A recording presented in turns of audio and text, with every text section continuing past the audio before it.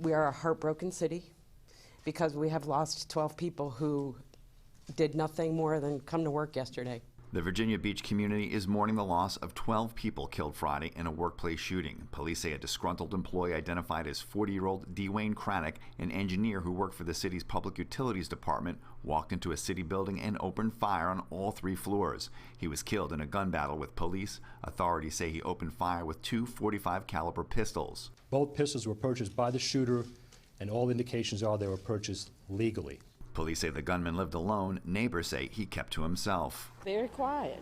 He would just speak and he had no conversation for you, really. Many lawmakers today are renewing their calls for stricter gun laws. We need to come together and ask the really difficult questions of all the things that lead to these.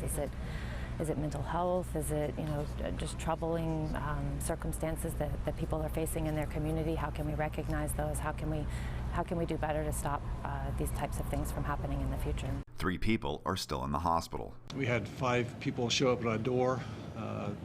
2 died. One was declared dead on arrival. The second one died very, very shortly thereafter.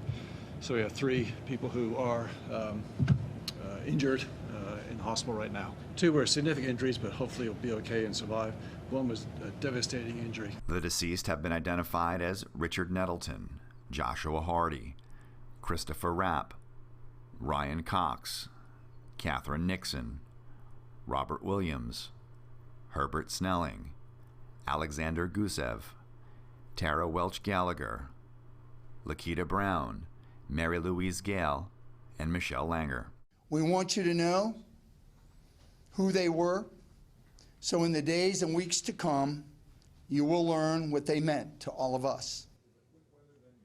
The mayor commended the police officers who ran into that building and engaged the shooter in an intense gun battle. He says they were able to save other lives. The police officer who was shot, saved by his vest, has been released from the hospital.